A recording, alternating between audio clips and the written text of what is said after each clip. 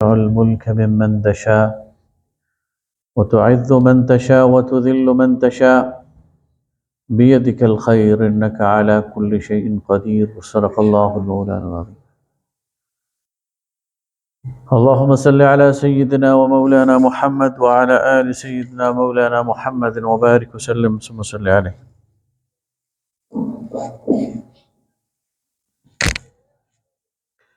انتہائی محترم بزرگوں، بھائیوں، دوستوں، انتہائی قابل احترام خواتین، آج ہم جو جمعہ کا یہ خطاب ہے، موجودہ حالات کے تناظر میں خصوصاً شام کے اندر جو تبدیلی آئی ہے تو اس کے حوالے سے بات کریں گے انشاءاللہ۔ شام کا یہ جو علاقہ ہے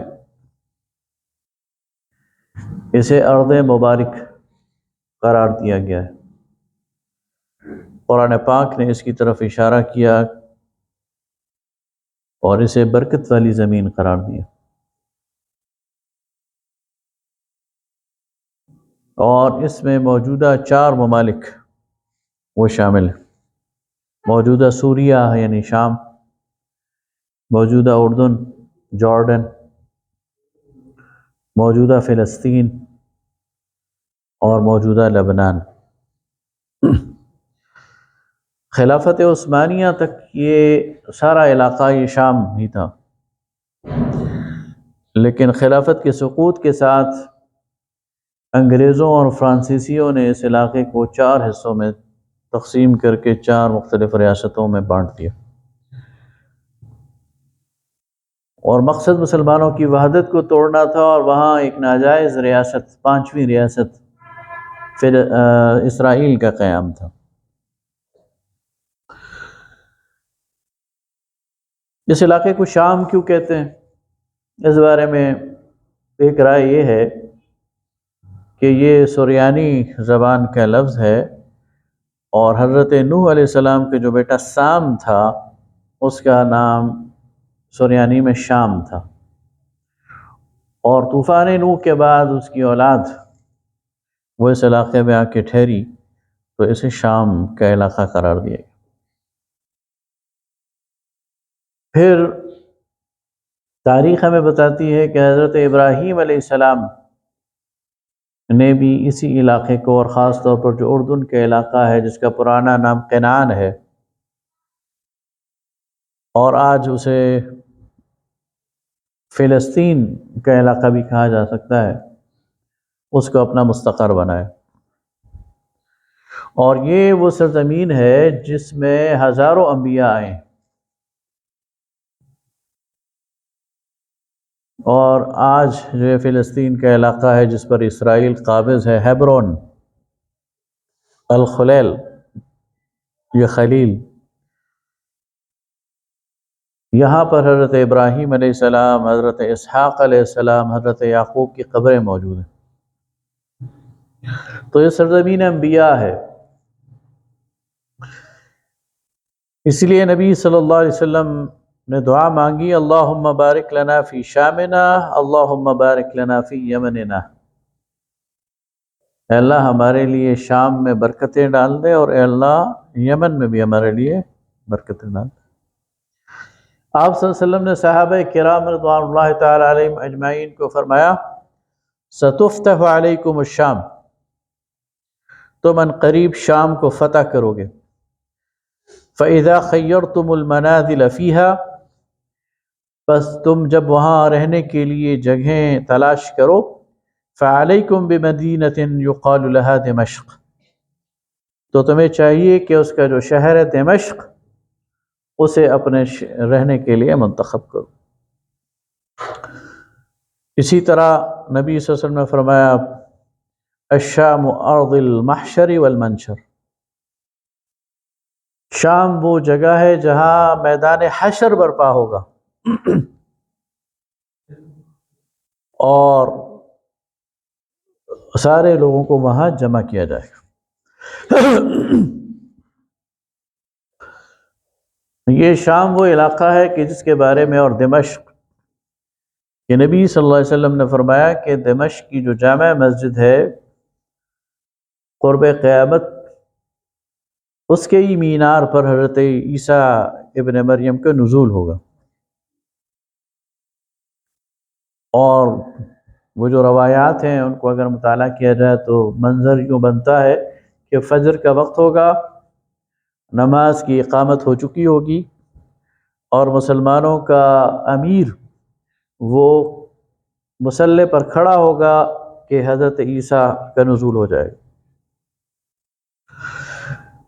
اور مسلمانوں کا امیر پیچھے ہٹے گا، حضرت مسیح علیہ السلام کو کہے گا کہ آپ نماز پڑھائیں، وہ کہیں گے نہیں، تم خود اپنے امام ہو، اور وہ پیچھے نماز پڑھیں گے، مسلمانوں کے امام نماز پڑھائیں گے، اور وہاں سے پھر حضرت عیسیٰ ابن مریم دجال کا پیچھا کریں گے اور لوط کے مقام پر جا کر اسے قتل کرے گا۔ اور اگر آپ موجودہ جغرافیہ دیکھیں تو یہ جو دمشق ہے اور تل ابیب جو اسرائیل کا دارالخلافہ ہے، اس میں 4 گھنٹے کی مسافت ہے، کوئی 350 کلومیٹر، یعنی یہاں سے اسلام آباد سے لاہور، اور لد تل ابیب سے 10-15 کلومیٹر باہر ایک علاقہ ہے جہاں آج اسرائیل نے ایک جنگی ایئرپورٹ بنایا ہوا ہے، اور نظر یوں آتا ہے کہ شاید بس وہ اس ایئرپورٹ پر جا کر بھاگنے کے لیے کسی جہاز پر سوار ہو رہا ہوگا، اور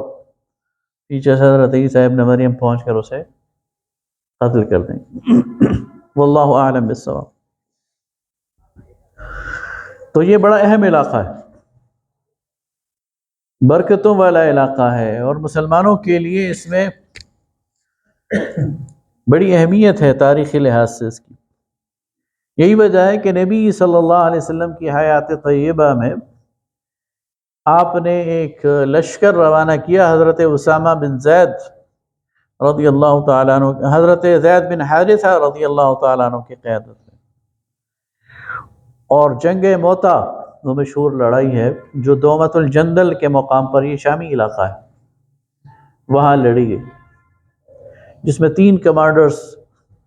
وہ شہید ہوئے، حضرت زید بن حارثہ، حضرت جعفر ابن ابی طالب، اور حضرت عبداللہ ابن رواحہ رضی اللہ تعالی عنہم اجمعین۔ اور پھر حضرت خالد ابن ولید، ان کو مسلمانوں نے کمانڈر بنایا، اور پھر وہ لشکر کو واپس لے کر آئے۔ پھر غزوہ تبوک، یہ تبوک کا مقام بھی شام کے بارڈر پر ہے، غزوہ تبوک کے لیے بھی مسلمان شام تک گئے رسول اللہ صلی اللہ علیہ وسلم کی قیادت۔ پھر حضرت ابوبکر صدیق رضی اللہ تعالیٰ عنہ کے دور خلافت میں آپ نے 4 لشکر اس جانب روانہ کیے۔ ایک لشکر حضرت یزید بن ابی سفیان جو حضرت معاویہ کے بڑے بھائی ہیں ان کی قیادت میں، ایک لشکر شرحبیل بن حسنہ کی قیادت میں، ایک لشکر عامر بن العاص کی قیادت میں، اور ایک لشکر حضرت عبیدہ بن جراح رضی اللہ تعالی عنہم اجمعین، ان سب پر اللہ راضی ہو، ان کی قیادت۔ تو یہ لشکر کشی حضرت ابوبکر صدیق رضی اللہ تعالیٰ عنہ کے دور میں شروع ہو گئی تھی۔ حضرت عمر رضی اللہ تعالیٰ عنہ کے دور میں پھر شام کی فتح مکمل ہوئی، دمشق فتح ہوا، حمص فتح ہوا، فلسطین فتح ہوا، اردن کا سارا علاقہ فتح ہوا، اور یہ اعزاز اللہ تعالیٰ نے حضرت عمر رضی اللہ تعالیٰ عنہ کی نصیب میں لکھا۔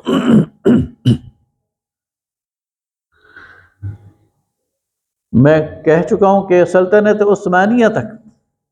یہ ایک علاقہ رہا، لیکن آپ کو معلوم ہونا چاہیے کہ جو ہمارا دشمن ہے یہود، وہ بھی اس علاقے کی اہمیت سے واقف ہے، اور یہ علاقہ اس کی نظر میں بھی، یہود کی نظر میں بھی بڑی اہمیت کا حامل ہے، اور وہ اسے اپنی موروثی علاقہ سمجھتے ہیں، اگرچہ 2000 سال سے وہ یہاں سے بھاگے ہوئے ہیں زیادہ سے، لیکن انہوں نے اس علاقے کو واپس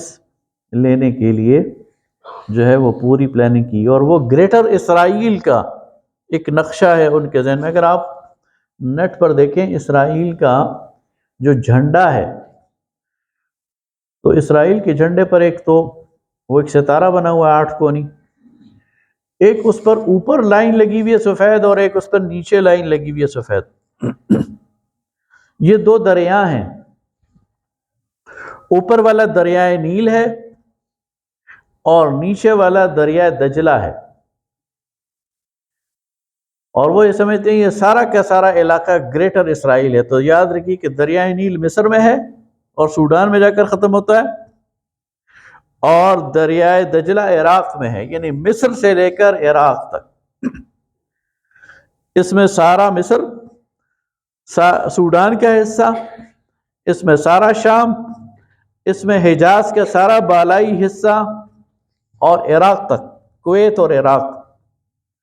وہ کہتے ہیں یہ ہمارا علاقہ اور ہم نے اسے لینا ہے واپس۔ اور اس کے لیے وہ پلاننگ، یعنی جو اس وقت اسرائیل کی پارلیمنٹ ہے اس کی پیشانی پہ لکھا ہوا ہے کہ اسرائیل تیری سرحدیں نیل سے لے کر دجلہ تک ہے۔ یہ ان کے ڈیزائن ہے، اور اس کے لیے انہوں نے 100 سال پلاننگ کی۔ 1895-96 میں ان کے ایک لارڈ ہرزل یہودی گزرا ہے، اس نے باقاعدہ اس کے لیے پلان کیا کہ ہم نے یہ علاقہ واپس لینا ہے۔ اس نے شرکہ بنایا، کمپنی بنائی، بینک بنایا، اور یہ زمینیں خریدنی شروع کر دی۔ اس وقت سلطان عبدالحمید دوئم وہ برسر اقتدار تھے، انہوں نے اس کی بھرپور مزاحمت کی، اور اس کی معزولی کا سبب یہ بنا کہ وہ 30 سال تک اس کا مقابلہ کرتے رہے، اور پھر بالآخر 1948 میں اسرائیل کی ایک چھوٹی سی ریاست قائم کر دی گئی، جو بڑھتے بڑھتے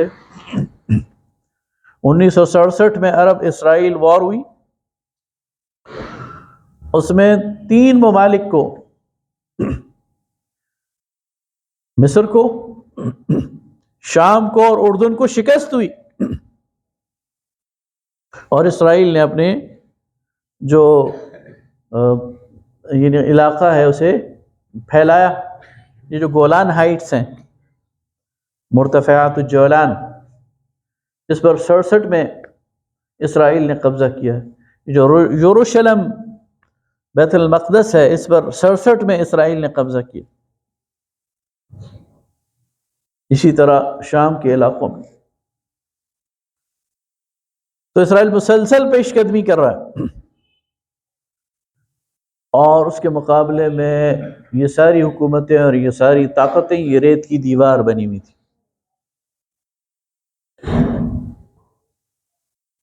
پھر چونکہ یہ سلطنت عثمانیہ کے بعد یہ علاقہ آزاد ہوا،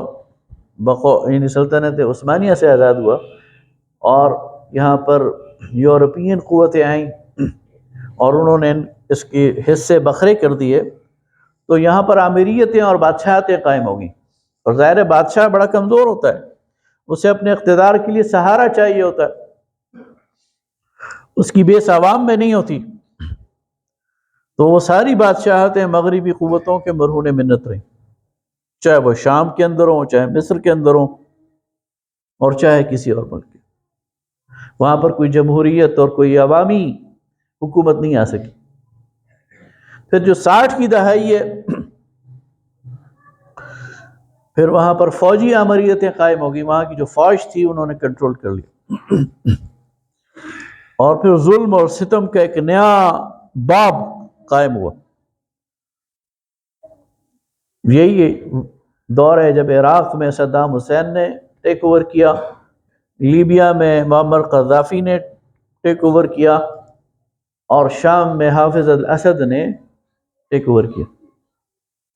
اور پھر یہ 30 سال تک یہ مسلط رہے، اور انہوں نے پھر اپنے عوام پر وہ ظلم کیے جو بیان کرنے کے قابل نہیں، آج تک ان کے آثار نظر آتے ہیں۔ سن 2000 میں حافظ الاسد فوت ہوا تو اس کے بیٹا بشار الاسد آ گیا، اور 2024 ابھی اسی ہفتے تک وہ قائم رہا۔ یہ بنیادی طور پر علوی فرقے سے ہے، نصیری شیعوں کا ایک غالب فرقہ ہے، اہل تشیع کا۔ اہل تشیع کے کئی فرقے ہیں، زیدیہ ہے، اثنا عشری ہے، لیکن یہ وہ غالب فرقہ ہے جن کو خود اہل تشیع بھی مسلمان نہیں سمجھتے، نصیری، ان سے ان کا تعلق تھا، اور یہ صرف 3% تھے، 97% پر انہوں نے حکومت کی ہے بالجبر۔ شام میں 80% وہ حنفی ہیں، 10% عیسائی ہیں، لیکن ڈکٹیٹرشپ کی بنیاد پر، اور 2011-12 کے بعد یہاں ایک خانہ جنگی شروع ہو گئی، اور ظاہر ہے کہ یہ علاقہ بڑا اہم ہے، تو مختلف طاقتوں نے مختلف مورچے سنبھال لیے۔ ایران اور روس، انہوں نے بشار الاسد کو سپورٹ کرنا شروع کر دیا اہل تشیع کی وجہ سے، ایران نے، اور روس نے امریکہ مخالفت کی صورت میں، اور نہ صرف اسے زمینی امداد دی، فضائی امداد دی، اپنے ہوائی اڈے وہاں قائم کیے اور ہتھیار اسے سپلائی کیے، بلکہ پورا کا پورا اس کے ساتھ سپورٹ کیا۔ دوسری طرف عرب ممالک تھے، اور امریکہ تھا، اور ترکی تھا، اور ہر ایک نے اپنے اپنے مورچے سنبھال لیا۔ داعش نے ایک اور مورچہ بنا لیا، تو 4-5 کرد انہوں نے اپنا مورچہ سنبھال لیا۔ کچھ ریجنل طاقتیں تھیں، کچھ بین الاقوامی طاقتیں تھیں،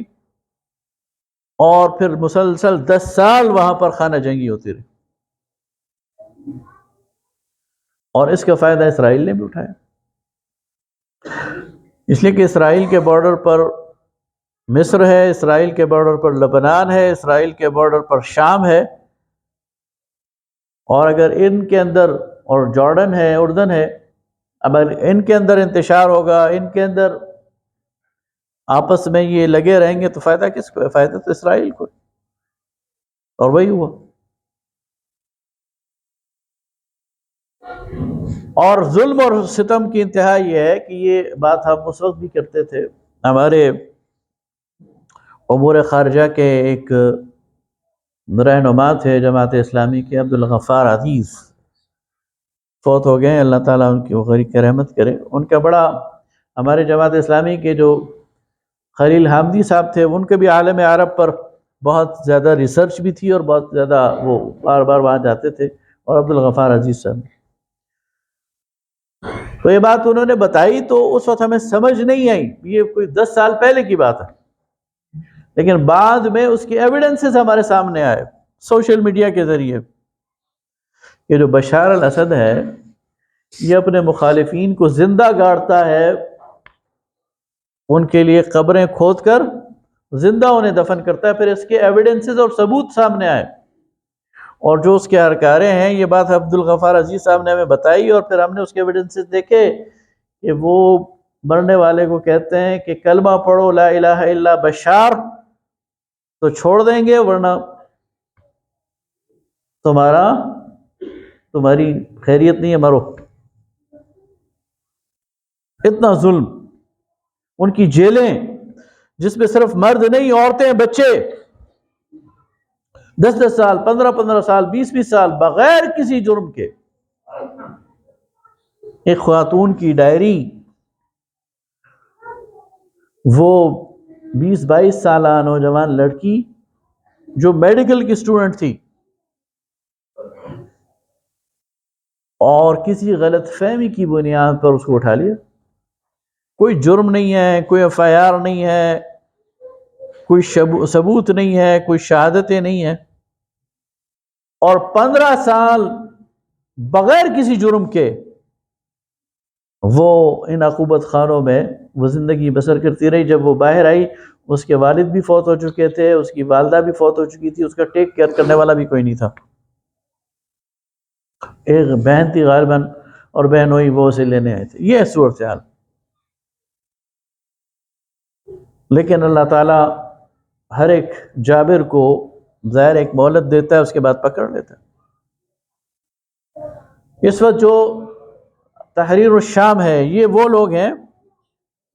جنہوں نے حافظ الاسد کے مقابلے میں ریزسٹنس شو کی، اور آج سے نہیں شو کر رہے، 18-20 سال سے کر رہے ہیں۔ محمد الجولانی جو ان کے سربراہ ہیں، یہ گولان ہائٹس پر ان کے والدین رہتے تھے، جولان، اسی کی وجہ سے یہ اپنے آپ کو جولانی کہتے ہیں۔ وہاں سے ہجرت کر کے سعودیہ گئے، پھر واپس شام آئے، اور مسلسل تگ و داس کے بعد اب اس دفعہ اللہ تعالیٰ نے ان کے لیے راستے کھولے۔ اب آگے اللہ جانتا ہے کہ کیا حال ہوگا۔ شام میں استقلال آئے گا، آزادی آئے گی، یا اسی طرح یہ بین الاقوامی طاقتیں اس کو کھچڑی بنا کر رکھیں گی۔ لیکن ایک چیز بڑی اطمینان بخش ہے، اور وہ شامی عوام بھی اس پر بڑی خوشی منا رہے ہیں کہ بشار الاسد اور اسد خاندان کے ظلم سے ان کی نجات ہوئی۔ اب جو بھی سسٹم آئے اللہ تعالیٰ اس میں بہتری کرے، اس لیے کہ خطرات موجود ہیں، پیچھے اسرائیل کے ڈیزائنز موجود ہیں، اور اسرائیل پیش قدمی کر سکتا ہے، شام کو ڈیسٹیبلائز کر سکتا ہے، اپنے گریٹر اسرائیل کا وہ جو اپنا ڈیزائن ہے وہ پورا کر سکتا ہے۔ لیکن اس کے لیے بہرحال انہیں اپنی پوری قوت کو مجتمع کرنا ہوگا اور سب کو ساتھ ملانا ہوگا، اس لیے کہ وہاں ظاہر ایک فورس نہیں ہے، وہاں کئی جتھے ہیں، کئی فورسز ہیں، ان سب کو ملانا، مشترک طور پر اکٹھا رہنا اور کسی ایک ہدف کو حاصل کرنا، یہ ایک مشکل کام۔ امت مسلمہ بہرحال اس کا ایک بہت بڑا کردار ہے، اور ہمارا دشمن ہم پر فوکس کیے ہوئے، اور ہمارا دشمن امت مسلمہ کو مسلسل عقائد کی بنیاد پر بھی، جغرافیائی بنیادوں پر بھی، اور نسلی بنیادوں پر بھی تقسیم کرنے کی پوری کوشش کرتا ہے۔ اس لیے کہ دشمن چاہے امریکہ ہے، دشمن چاہے اسرائیل ہے، دشمن چاہے روس ہے، ان سب کو امت مسلمہ کا اتحاد ناگوارا ہے، اور انہوں نے مختلف ٹیکٹکس استعمال کیے۔ اب دیکھیں، خلافت جو تھی، خلافت عثمانیہ، یہ اتحاد کی علامت تھی، اور جب تک خلافت عثمانیہ تھی دشمن وہ کھل کر نہیں کھیل سکتا تھا، تو انہوں نے سب سے پہلے خلافت کو توڑا،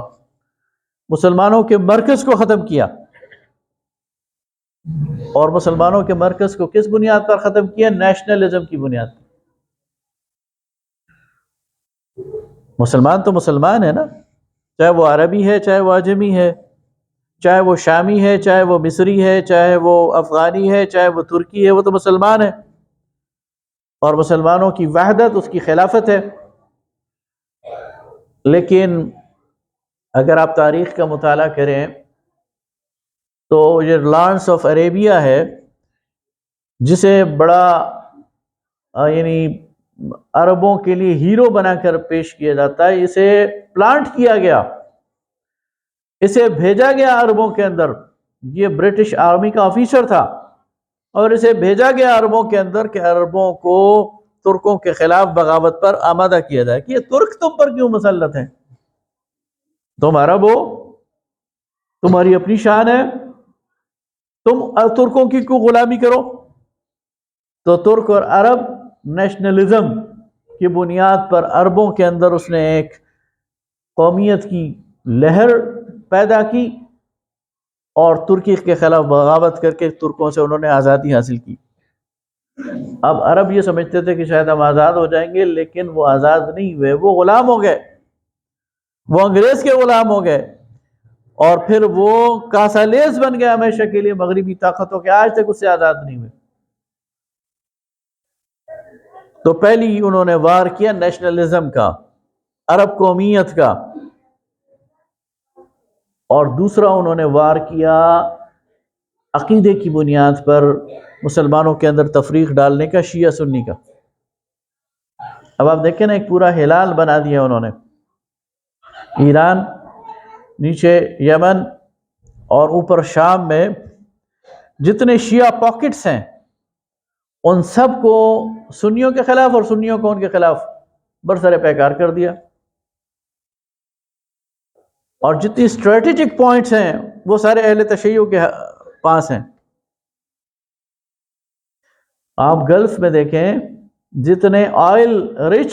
جگہ ہیں وہ ساری اہل تشیع کے پاس ہیں۔ اب اگر اہل تشیع اور اہل سنت آپس میں لڑنا شروع کر دیں اور ایک دوسرے کے خلاف مورچہ سنبھال لیں،